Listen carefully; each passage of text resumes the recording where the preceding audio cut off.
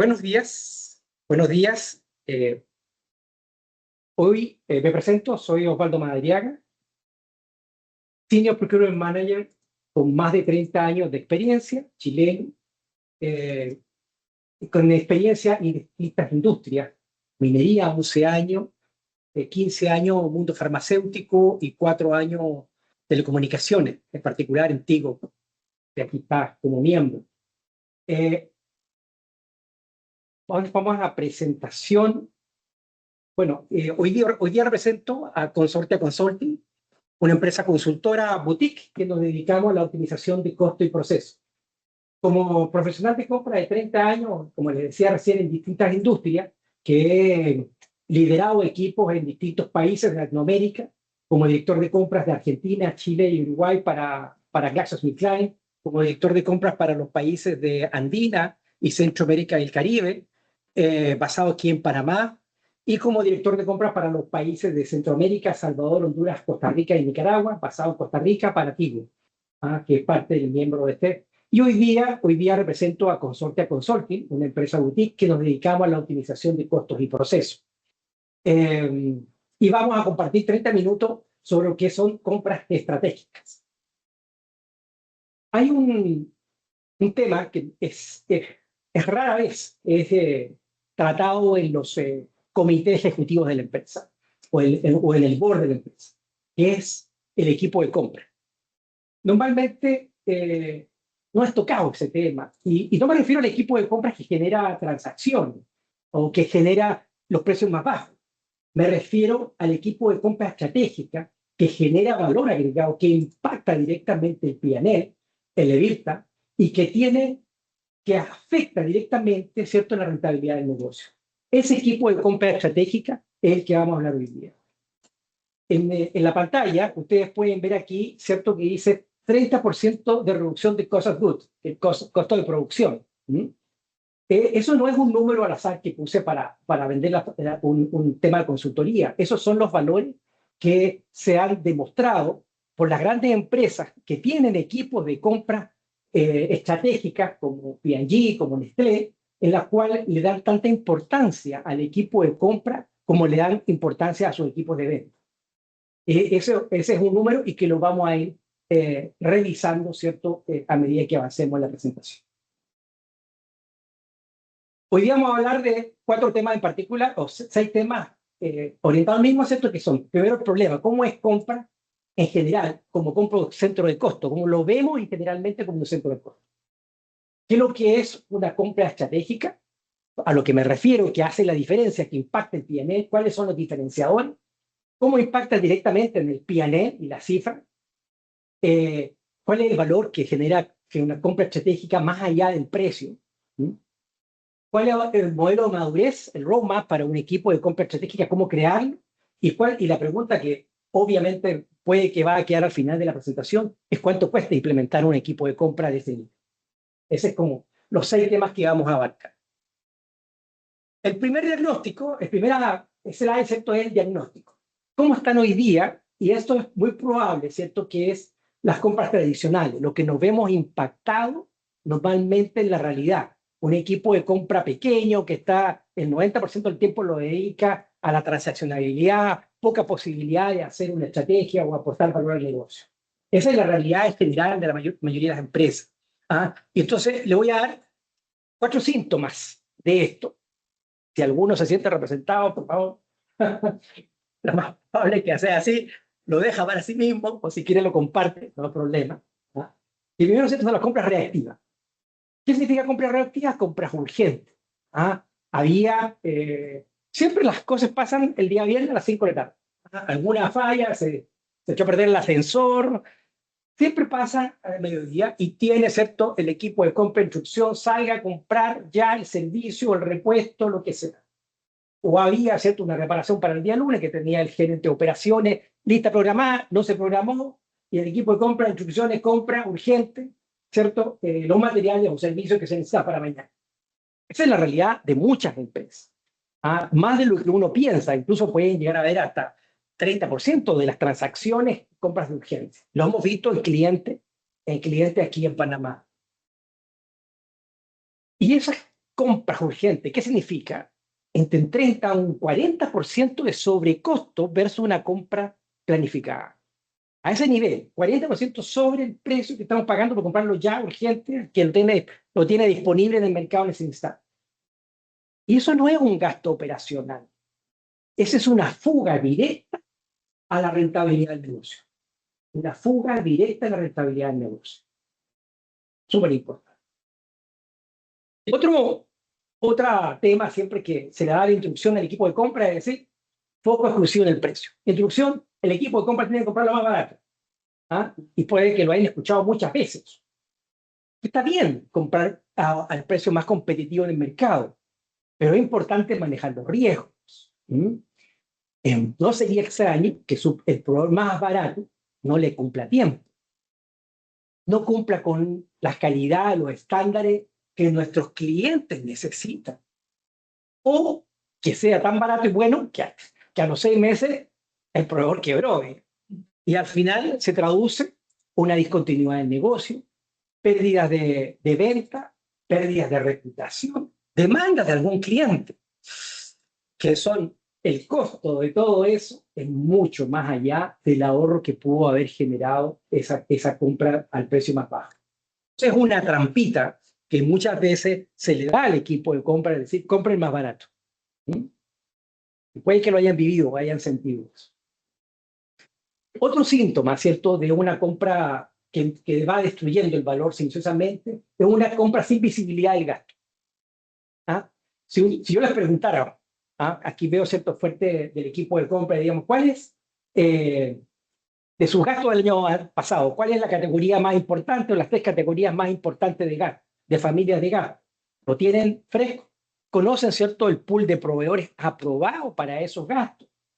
¿Conocen el valor del mercado que hoy día se está pagando por esos servicios o productos? Si no cuento con esa información, lejos de poder llegar a desarrollar una estrategia que me permita optimizar mis costos y mejorar mi rentabilidad. Y por último, el siguiente síntoma negativo es la desconexión de finanzas. Muchas veces, ¿cierto?, los equipos de compra tienen un lenguaje completamente diferente al equipo de finanzas. ¿Qué significa eso? Que los indicadores del equipo de compra son cantidad de orden de compra generada, cantidad de cotizaciones que tienen que generar por orden de compra, y el tiempo que toma la transacción. ¿Cuánto se están demorando en el tiempo de compra? Pero en realidad, a eso no le interesa al directorio de compañía. No es un tema que le interese. No están atacando el problema, no están hablando de cuánto estoy impactando como unidad de negocio del equipo de compra en el EBITDA, cuánto estoy impactando en el costo de producción o el costo del servicio que estoy vendiendo, cuánto impacto en mi P&L. Esa desconexión con finanzas hace que el equipo de compra pierda visibilidad en la organización. Deja de verse, a nadie le interesa verlo porque no es una organización que esté dando números alineados con finanzas. Entonces, ese es otro síntoma muy habitual que hace, ¿cierto?, de que tienda a destruir valor más que agregar valor en una organización de compra. Espero que nos hayan sentido muy identificados con estos 4 puntos de diagnóstico. O si lo hay, probablemente podemos mejorar. Y cuando hablamos de compra estratégica, ¿de qué estamos hablando? Hablamos primero de estos 6 capacidades que debiese contar el equipo de compra estratégica. ¿A dónde debiésemos llegar? ¿Qué es lo que debiese tener? Mínimo. Mínimo es una gestión de categoría, en la cual conozco perfectamente, ¿cierto?, mis gastos por categoría, conozco mis proveedores aprobados, tengo una estrategia, conozco el mercado, tengo benchmark de precios que me permiten establecer planes de ejecución para mejorar, para licitar, para desarrollar procesos de sourcing estructurados que me permitan llegar a una precio competitivo en el mercado y ser mucho más eficiente. Una gestión de categoría. Hay un tema bien clave, ¿cierto?, que hoy día la gente de compra sabe muy bien, pero no siempre lo implementamos. No se puede, no es lo mismo un proveedor de materias primas críticas al proveedor que nos vende papel de la impresora. No lo podemos tratar de la misma forma. Y ahí es cierto, es lo que se llama gestión de proveedores, o SRM, Supply Relationship Management, en la cual con los proveedores estratégicos de la compañía, que son claves de la compañía, se deben desarrollar acuerdos que te permitan medir el performance periódicamente, mes a mes, con indicadores de gestión del proveedor, con Service Level Agreement que establezcan la calidad del producto o servicio que está entregando y se mida periódicamente en reuniones de governance en conjunto con el dueño del negocio para mantener la calidad y mantener la eficiencia de ese proveedor que me va a afectar directamente el producto o servicio que estoy vendiendo. ¿Ah? Entonces, no puedo tratar a cualquier proveedor de la misma forma y tengo que tener con mis proveedores estratégicos, críticos, como le queramos llamar, un plan activo de SRM o Supply Relation Management. Otro factor importante, que es la gestión de riesgo. Los que vivimos la realidad, ¿cierto?, de la pandemia, que probablemente todos nosotros, ¿ah?, sabemos lo crítico que es la cadena de suministro y el análisis de riesgo de esto. A mí me pasó, ¿cierto?, durante mi experiencia antigua con la crisis de contenedores, nos generó un impacto muy importante en la disponibilidad de equipo para nuestros clientes. Y tener, ¿cierto?, diversificado los proveedores, no solamente en un solo proveedor, sino por regiones físicas, es clave y analizarlo. Es decir, ¿qué es lo que debe hacer una gestión de riesgo? Analizar los riesgos, prepararse ante crisis como fue la pandemia o como hoy, excepto es una guerra en el Golfo, para verificar y establecer, ¿cierto?, cuáles son los planes de acción, de mitigación que tengo que establecer para poder asegurarme que ese producto crítico para mi venta esté disponible en la operación. Eso es una gestión de riesgo y es parte de un equipo de compra estratégica. Por supuesto, la parte de ahorro y saving son un tema importante. Es clave y probablemente, ¿cierto?, va a ser el primero que va a aparecer en cualquier análisis, los savings, pero tiene que ser savings medibles,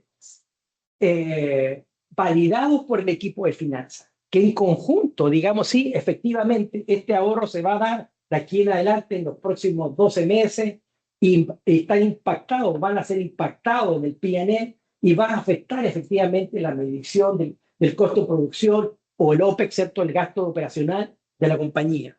Es decir, en otras palabras, ¿cierto?, de que los números del equipo de compra efectivamente estén conversando con finanzas, estén trabajando juntos y lo estén demostrando, ¿cierto?, la efectividad del equipo de compra estratégica. Este es un punto clave porque no basta con generar ahorro, sino que esos ahorros conversan directamente con el equipo de finanzas y se impactan en el estado de resultado de la compañía. Bueno,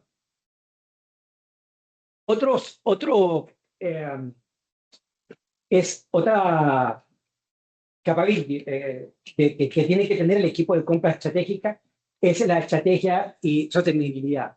Y aquí es una de las cosas que menos se utiliza, pero las grandes empresas, las grandes corporaciones como Samsung, como Toyota, lo tienen incorporado como algo natural. Y también lo podemos hacer nosotros. ¿Qué significa esto? Que nuestros proveedores son fuente muchas veces de desarrollos y de nuevas tecnologías. Nuestros proveedores nos pueden traer avances tecnológicos, innovaciones y también, muy importante, nos pueden apoyar en lo que es nuestra huella medioambiental, que también son indicadores que tenemos que llevar. Es decir, los indicadores propios de la empresa desde el punto de vista de sostenibilidad puede ser apalancado por los indicadores de sostenibilidad que también tengan nuestros proveedores clave. Entonces, es un tema que también existe y que está disponible con nuestros proveedores clave y que muchas veces son ellos mismos los que están ávidos de colaborar en ese punto, pero nosotros normalmente no lo utilizamos. ¿Mm? Y por último, la capacidad de tecnología. Hoy día, ¿cierto? Conversamos, es muy habitual que nuestros equipos de compra sean pequeños y dedicados gran parte del tiempo a seguir aprobaciones, a generar orden de compra, de hacer calzar el three-way match para que se le paguen a los proveedores. Es decir, un trabajo administrativo que tiene muy poco aporte de valor pero tiene que...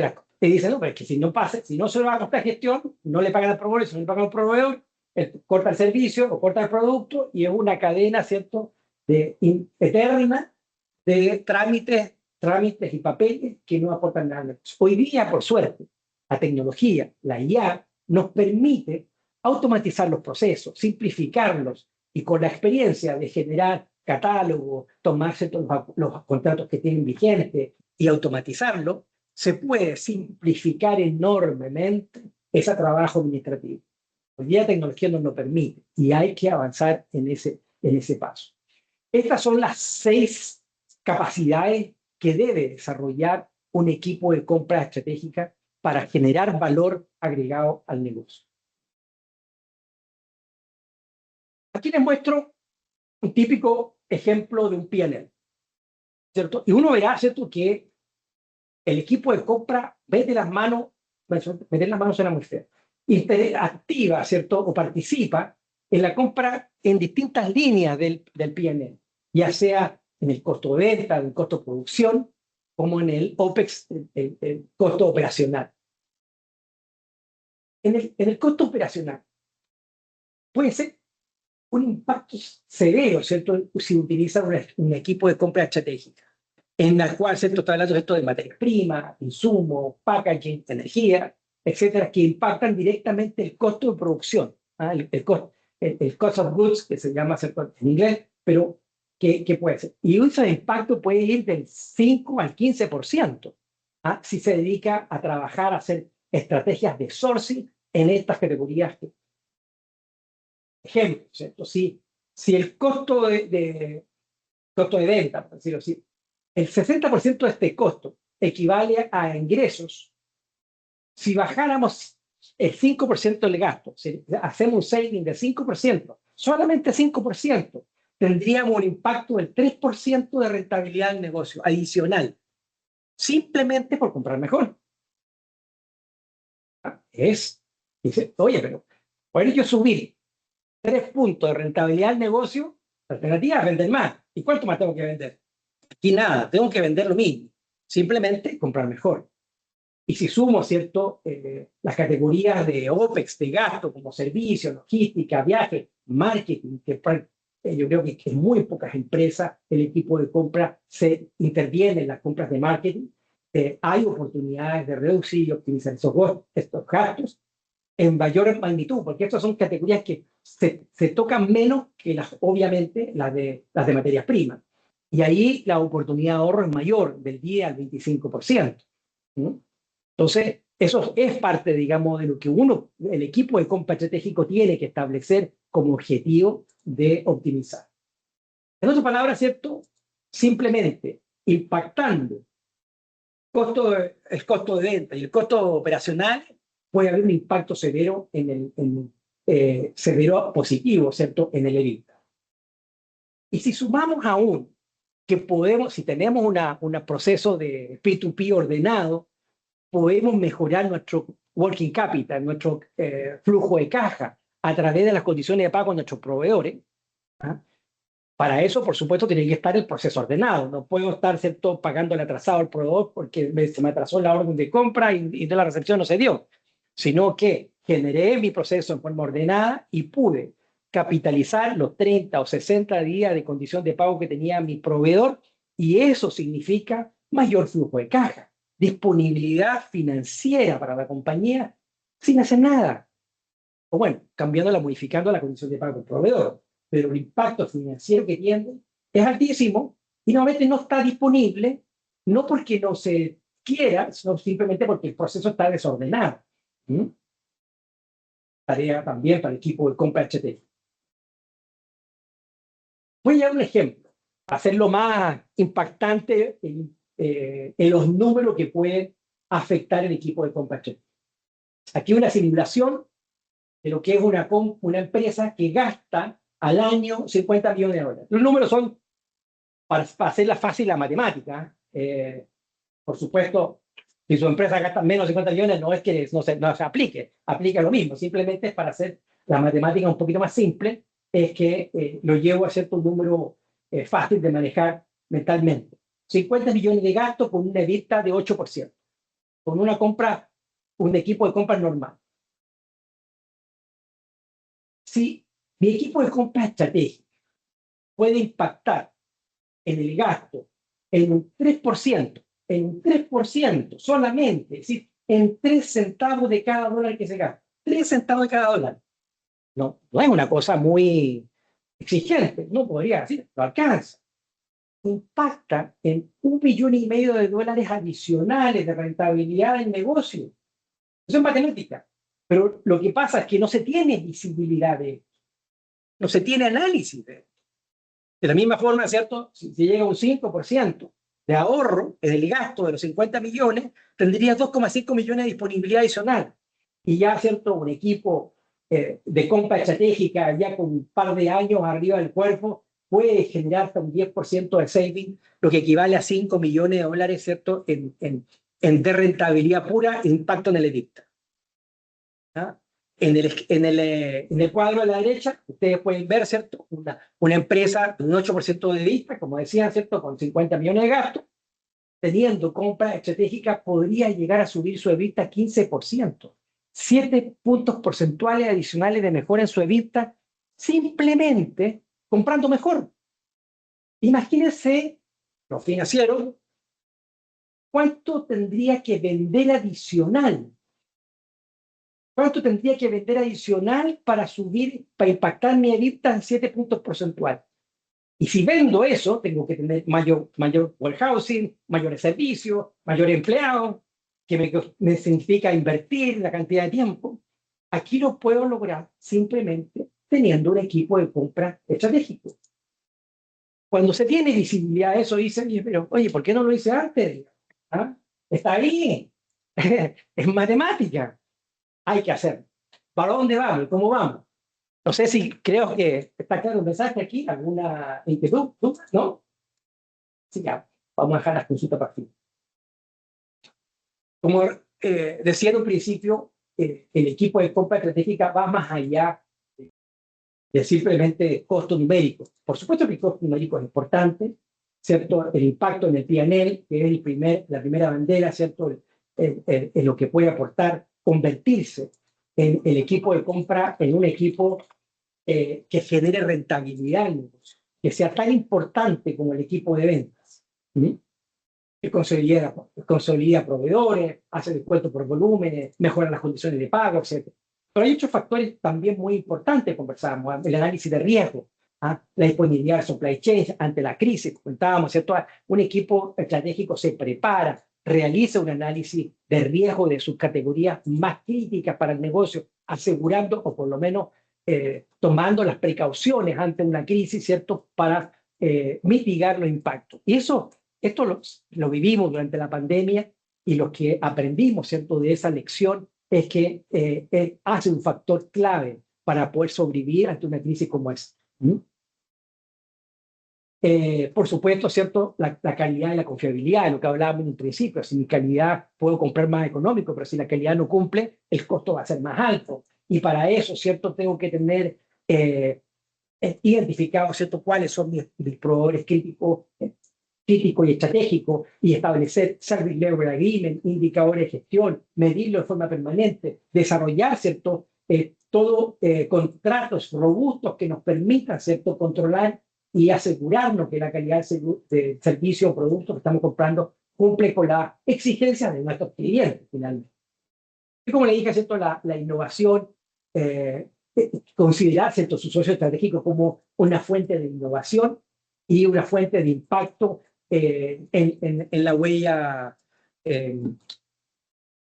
medioambiental, ¿ah? Que son factores también importantes dentro de los indicadores de toda empresa. Entonces, estos son los factores más allá de simplemente el precio en la cual un equipo de compra estratégica debe aportar al negocio. Aquí, en este slide, le quisiera mostrar, ¿cierto?, dónde está el estadio. ¿Ah? Se lo voy a explicar y cada uno piense dónde está su equipo. ¿Ah? ¿Dónde está su equipo de compra? ¿Dónde está su organización? ¿Dónde está parado? El primero, ¿cierto?, que es las compras reactivas. Vive con urgencia, no tiene una estrategia de ahorro, el gasto no sabe cuánto gasta por categoría, simplemente está en el combate día a día para poder que las cosas pasen, pero cero estrategia, cero posibilidad de hacer una sinergia, apalancar volúmenes. Vamos al combate para que las cosas pasen, generar papeles, cotizaciones, pagarse todos los proveedores, etcétera. Y esa es la realidad del equipo reactivo. ¿Ah? La segunda, un operativo donde ya tengo un proceso básico, tengo foco en el precio, estoy preocupado del precio, sí, por supuesto. Un poco análisis de categoría, las dos o tres más importantes, en la cual tengo visibilidad y la puedo seguir y tengo un plancito para ello. La mayoría de las empresas se encuentra aquí, entre el 1 y el 2. Ahí está, por lo menos en nuestra región. Ahí está la mayoría. Cuando ya pasamos a nivel 3, que ya se empiece a una organización un poquito más proactiva, donde ya tengo gestión de categoría, tengo claramente cierto identificada mi categoría, tengo el análisis del gasto, tengo proveedores evaluados para las distintas categorías y aprobados, digamos, en distintas categorías, ya está en un nivel de madurez proactivo.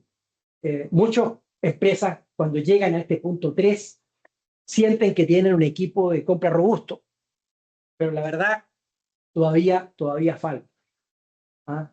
Cuando ya llegamos a una posición estratégica, que es lo que el mensaje que le habíamos dado, ¿cierto? De las 6 capacidades que debe tener un equipo de compra, el estratégico, tienes ahorros que se miden, que se validan con el equipo de finanzas, que conversan el mismo diálogo con finanzas y con la alta gerencia de la compañía, que tiene, ¿cierto? Un SRM, un Supplier Relationship Management activo con sus proveedores estratégicos, los claves para el negocio, los que no pueden fallar, los que se generan ciertos planes en conjunto de búsqueda de ahorro, y esos ahorros no son para un solo lado, son compartidos, porque es una SRM, ¿sí? ¿Sí? Lo que genere de ahorro el proveedor dentro de su propia organización se impacta también en lo que generó en los ahorros de la compañía y viceversa. Cosa de que sea un partnership con esos proveedores claves, que tenga una estructura de SRM. Tengo un riesgo controlado, tengo un plan de riesgo analizado, ¿cierto?, para mis productos y servicios clave, y está todo indicadores ligados al P&L. Esa es una visión estratégica. Y por supuesto ya una posición de excelencia en la cual, ¿cierto?, tengo co-innovación con mis proveedores, tengo implementado ciertas herramientas de IA, soy un driver del negocio, es decir, ya el equipo de compra se sienta en la mesa como parte del equipo directivo y está al día en los proyectos que vienen, en los lanzamientos, en las nuevas inversiones y parte activo dentro de ello, cosa de ir trabajando e ir asumiendo su responsabilidad de negocio desde el comienzo, cuando se sienta en el comité ejecutivo de la empresa como miembro activo y puede generar valor agregado. Volviendo un poquito a los números que analizamos antes, del punto 2 al punto 4 pueden haber entre 5 al 10% de impacto directo en el P&L, en el EBITDA. Y muchas veces, la mayoría probablemente está en el 2. Entonces, de saltar del 2 al 4, la pregunta que me van a hacer es, bueno, ¿y cómo lo hacemos? ¿Cómo vamos? ¿Qué debiésemos hacer para poder llegar a una compra estratégica? Hay un esquema en función de las actividades que hay que hacer. Los tiempos pueden variar en función, ¿cierto?, de la inercia o de la estructura de cada empresa. Pero, en general, lo que uno puede hacer, ¿cierto?, inicialmente es un diagnóstico, la fase 1 de los 3 meses, en la cual, ¿cierto?, hace un análisis de los gastos. ¿En qué gasto? ¿Cuáles son los proveedores que he utilizado? ¿Cuándo fue, ¿cierto?, la última negociación que hice? Identificar los top 10 categorías.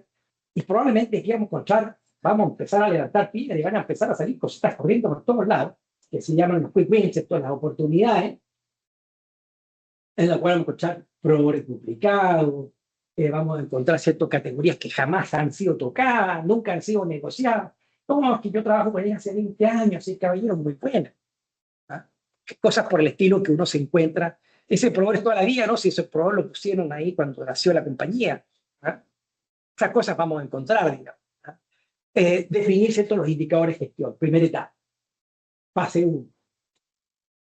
Después, ¿cierto? Viene ya, darle un poquito los cimientos de la organización de compra, entender política, gobernanza de compra, segmentación de aprobaciones, calificación de proveedores, roadmap de categorías, ya identificar, ¿cierto? Ya las categorías y tener un roadmap, o poner un roadmap que tenga un plan establecido, ¿cierto? Porque las categorías, todas las categorías, ¿cierto? Para hacer un plan, cómo lo voy a identificar, cuál primero, cuál es la expectativa de saving, qué sourcing process voy a llevar, etcétera.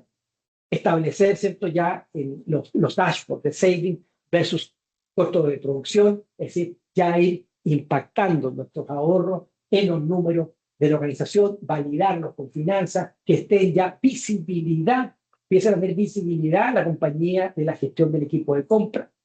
Y por último, ¿cierto? Ya la última fase, ¿cierto? Que ya entre 9 a 18 meses, que es, ¿cierto? La estrategia de valor, establecer ya planes o estructuras de SRM, que eso hay que trabajarlo en conjunto con el dueño del negocio, el responsable del negocio, el proveedor y el equipo de procurement como líder de esta actividad, del equipo de compra estratégica como líder de esta actividad, para poder focalizarlo en una actividad permanente o un governance permanente para los críticos. Esto no es para todos, esto es para los que hacen, ¿cierto?, de que el negocio funcione y sin esto no funcione con calidad.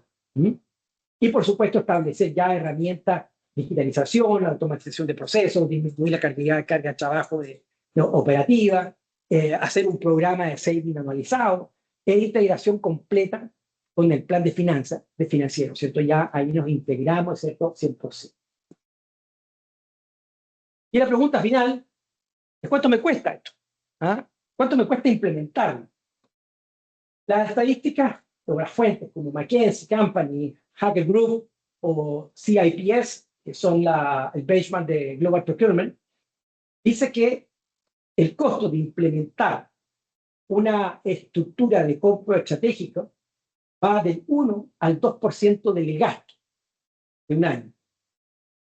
Pero eso puede ser mucho o poco, pero lo importante, ¿cierto?, de que ese dólar que le va a costar se te va a multiplicar en ese mismo periodo, en un periodo de un año, entre 3 a 7 veces. Entonces, la pregunta no es, ¿cierto?, cuánto tengo que invertir, sino que cuándo. O simplemente la pregunta no es si invertir en compra o no, sino cuánto le está costando hoy no hacerlo. Esa es la pregunta. ¿Cuánto le está costando hoy no hacerlo? ¿Cuánto dinero está dejando arriba de la mesa su organización hoy por no tener los tiempos? Esa es la pregunta que les dejo a cada una de las empresas que hoy día nos está escuchando y que está participando en esto. Y los dejo para sus consultas y respuestas. Muchas gracias. He quedado maravillada con el tema, porque realmente quizás no entra uno a considerar esa última pregunta, que es ¿cuánto me está costando no hacerlo? ¿Sí? Pero también, quizás porque soy abogada y porque de la parte corporativa sí lo he vivido, para poder tener ese brazo de ahorro, también tienes que estar sentado en la mesa en los procesos de negociación, ¿sí?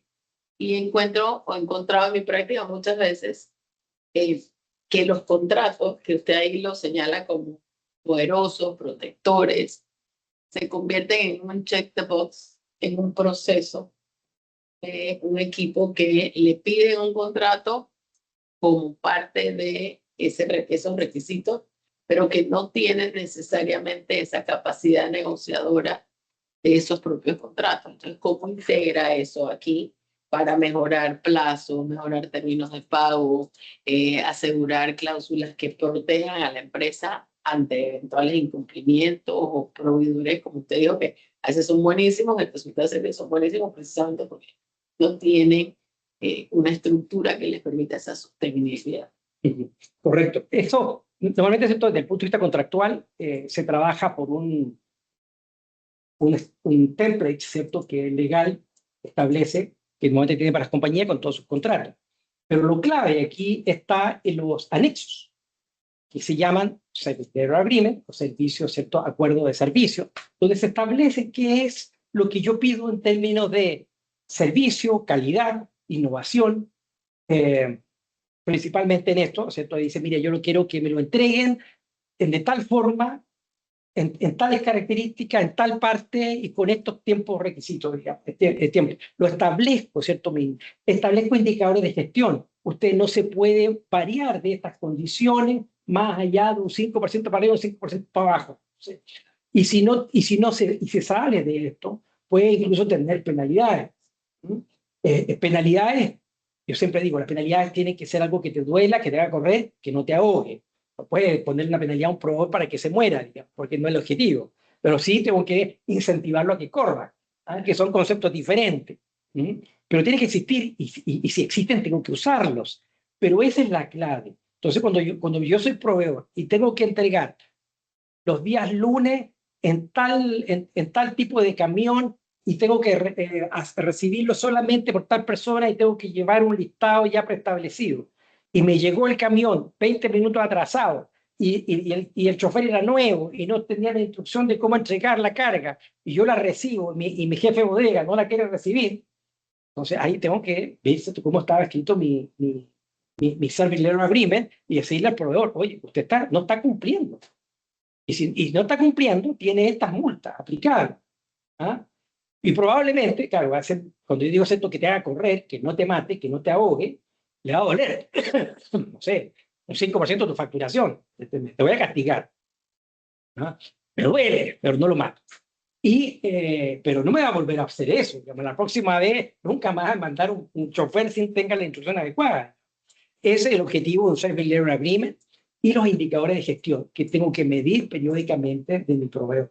Y eso tiene que estar escrito en el contrato. Porque si no está escrito en el contrato, es pura buena intención.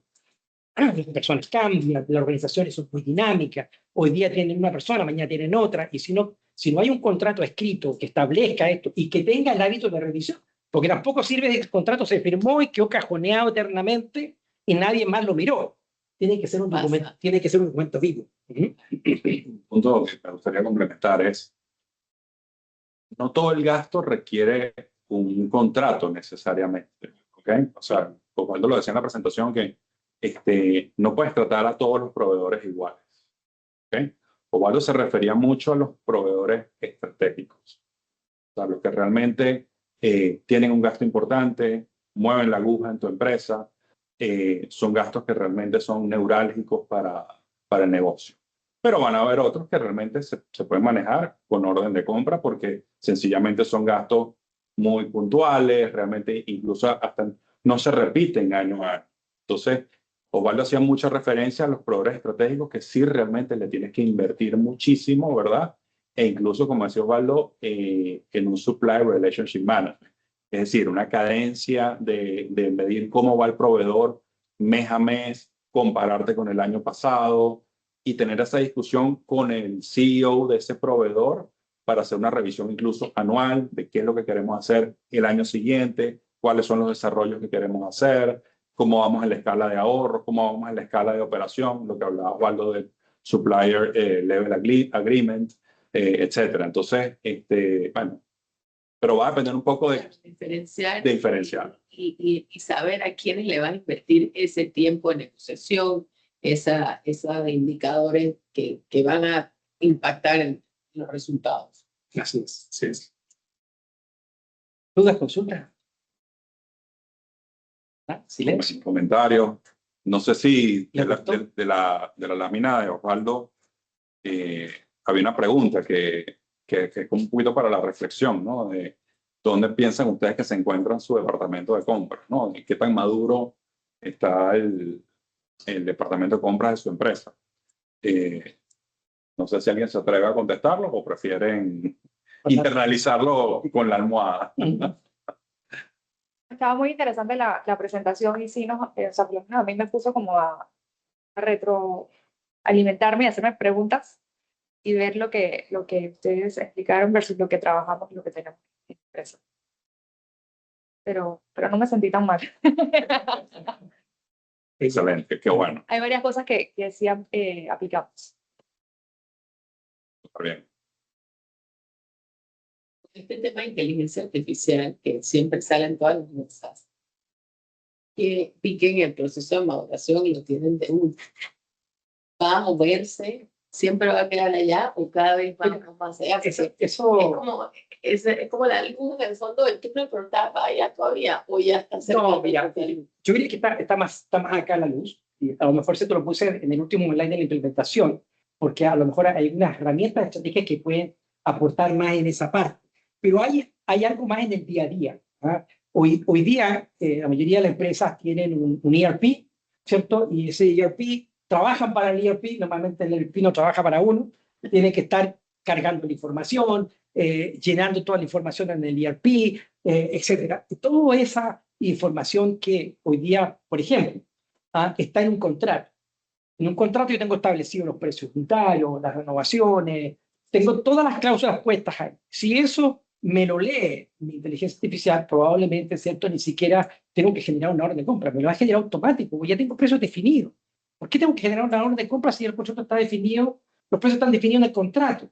Eso, ¿cierto? Con una IA lo puedo sacar rápidamente del proceso, digamos, y eso va directamente automatizado. ¿Ah? ¿Y qué significa eso? Es que me saca trabajo que no agrega valor de los normalmente equipos pequeños de compra que las organizaciones tienen. ¿Sí? Entonces, hay mucho de eso que hoy día se puede simplificar. Las aprobaciones. Es muy habitual que el equipo de compra tenga que estar persiguiendo a los aprobadores. ¿Sí? Seguro que eso les pasa.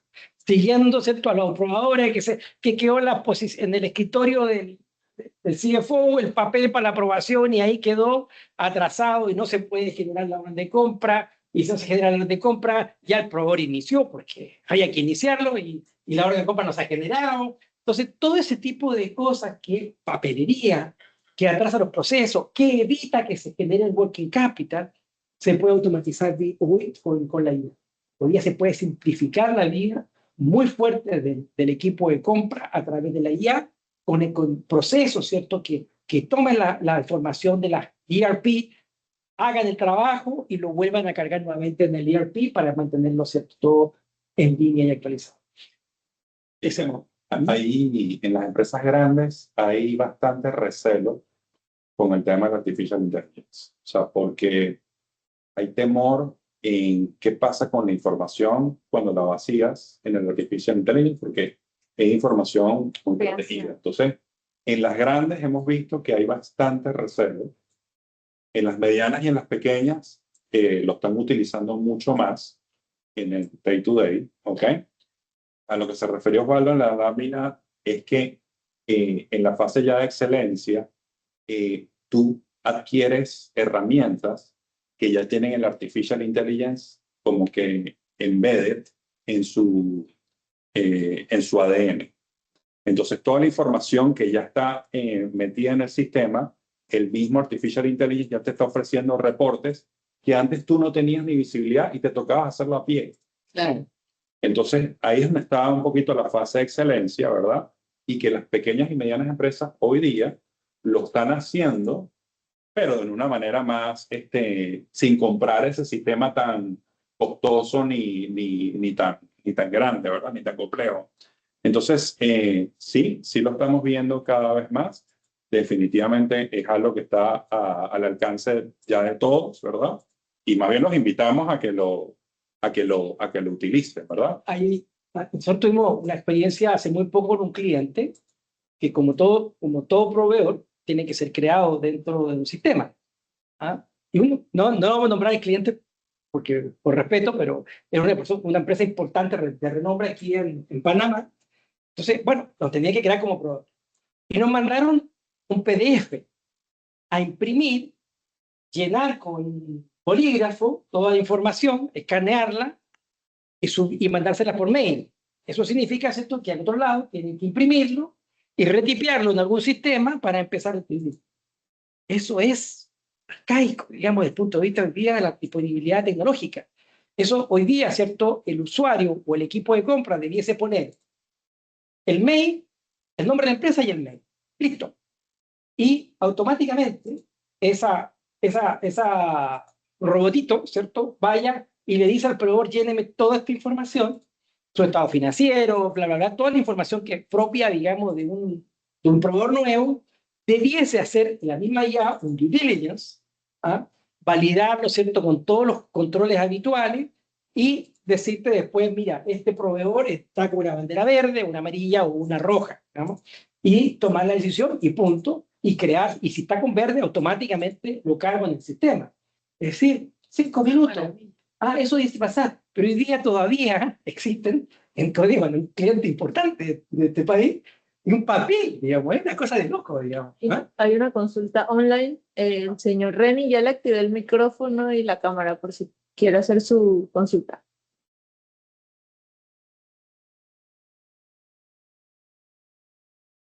Buenos días, ¿me escuchan? Sí, Sí, perfectamente. Buenos días a todos, ¿cómo están? Coincido con el expositor, la parte de los departamentos de compra pequeños en comparación a los tamaños de las empresas. Y soy una muestra de ello. Poco a poco fue creciendo, se incrementaron el número de unidades estratégicas de negocio, específicamente restaurantes, y estaba yo solito. Entonces, ahí tienen a mi segundo al frente del expositor, que fue incorporación reciente. Y entonces, me gustaría que hablara un poquito más, porque me interesa mucho esa, esa clave con el departamento de finanzas, porque prácticamente el administrador del grupo viene siendo nuestro jefe. Entonces, él habla mucho del P&L, habla mucho sobre los estados, sobre el control de costos y todo eso. Pero quiero que me dé un poco más de detalle sobre esa clave, ese cónclave, y que lo mencionó en la exposición, indicadores que uno tiene que estar aparte del control de costos, porque él solamente mira los costos.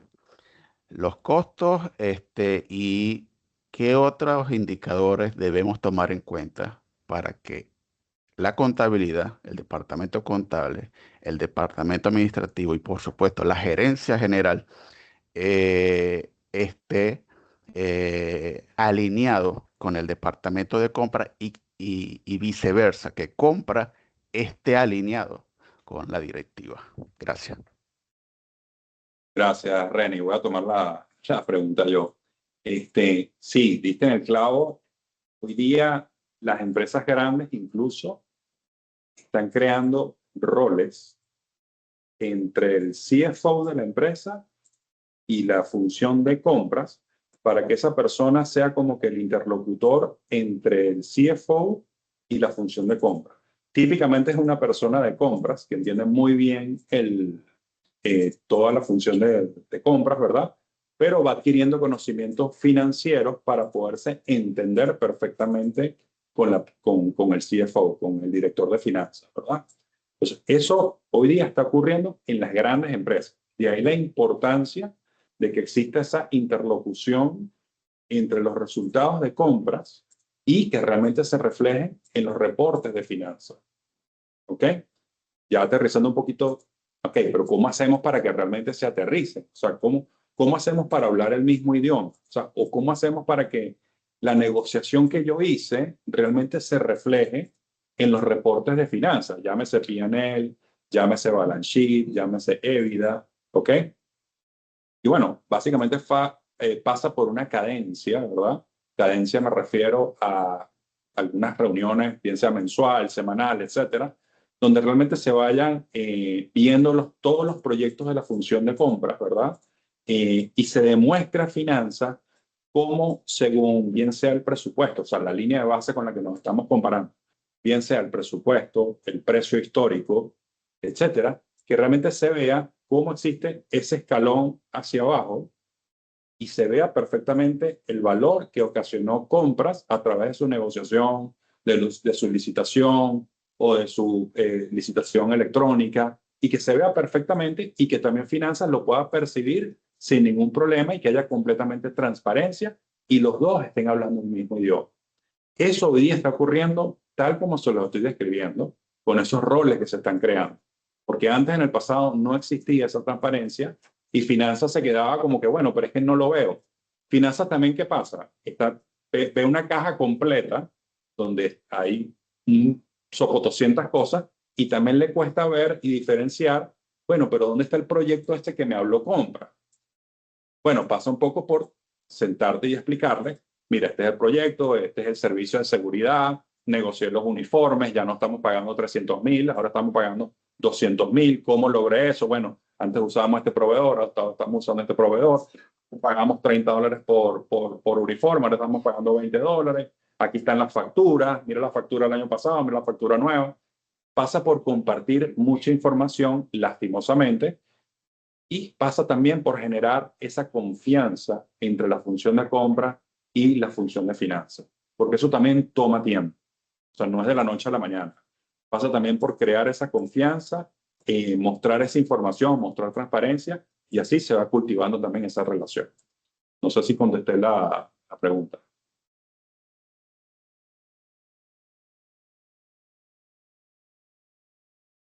Sí, esa parte contribuye, pero mi pregunta estaba enfocada en los indicadores financieros que se deja llevar el administrador y a dónde me debería enfocar yo para visibilizar el trabajo que puede estar haciendo compras en los reportes financieros de la empresa.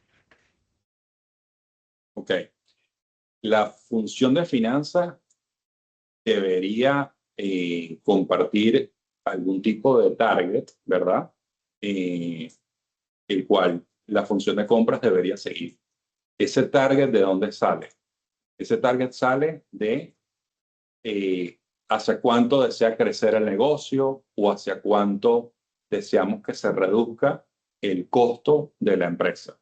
Si hoy día el costo de la empresa es 20% y necesitamos que se reduzca a 18%, compras tiene que contribuir a ese 2% en la reducción del costo. Ahí ya tienes un KPI clarísimo que tiene que estar acordado con la función de finanzas y que debería impactar directamente en ese acuerdo de negocio, bien sea de crecimiento del negocio o de reducción en la parte de abajo del P&L, ¿verdad? Entonces, una vez acordado ese target, ya lo que resta es empezar a darle seguimiento, bien sea de una manera mensual o trimestral, de cómo esos proyectos de la función de compra van contribuyendo al target acordado, a ese KPI acordado. Pueden haber otros KPIs, como lo son los términos de pago, que también impactan al balance sheet de la empresa, que es la parte del cash de la empresa, el efectivo, el flujo de caja. Ahí también pueden haber targets acordados. Vamos a suponer que hoy día los términos de pago están 30 días con los proveedores y deseamos aumentarlos a 60 días. Finanzas debería compartir un poco de cómo esos 30 días adicionales en el término de pago va a impactar de manera positiva a la empresa. Mire, eso nos va a aportar $1 millón adicionales en el flujo de caja gracias a tu trabajo. Perfecto. Entonces, vamos a darle seguimiento a todas las negociaciones. Esto no va a ser de la noche a la mañana. Esto vamos a tener que negociarlo contrato por contrato. Ya no vamos a estar en 30 días, vamos a estar en 60 días. Va a haber resistencia a los proveedores. Hay programas incluso que se pueden apalancar para facilitar esa negociación. Pero al final también es un KPI claro que se acuerda con finanzas, ¿verdad? De cómo esa negociación va a impactar el balance sheet de la empresa. Entonces ahí tienes ya dos KPIs completamente claros, acordados con la función de finanzas y que van a impactar dos reportes claves de cualquier negocio. Perfecto, No sé Sí, está bien. Muchísimas gracias.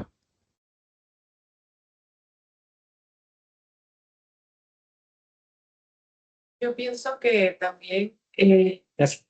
la parte de los niveles operativos que se encuentra la organización va a variar.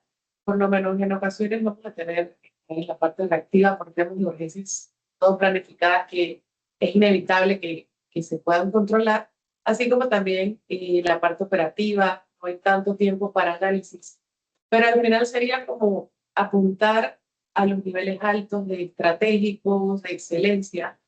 Pero en algún momento yo pienso que se encuentran los diferentes niveles.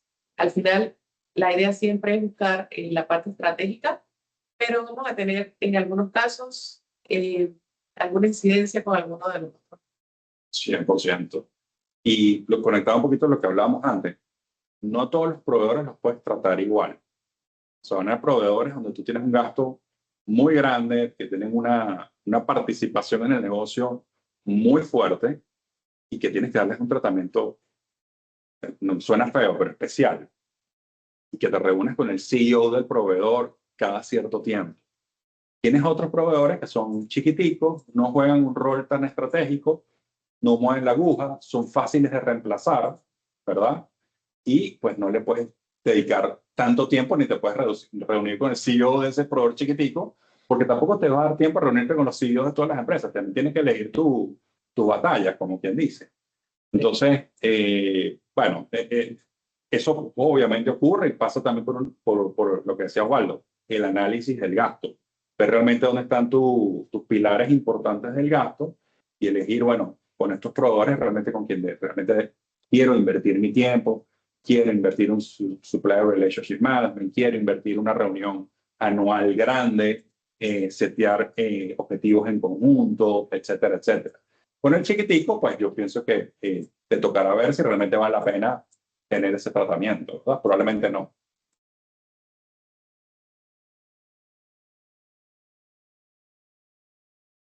Pues muy interesante. Muchísimas gracias por la participación, por estar en línea. Agradecerles al consorte Osvaldo esta charla, ciertamente de mucho valor para los departamentos de compra y de parte de la Cámara Americana, invitarlos a seguir participando en los comités y agradecer a nuestros patrocinadores. Muchas gracias. Buenos días. Gracias. Gracias.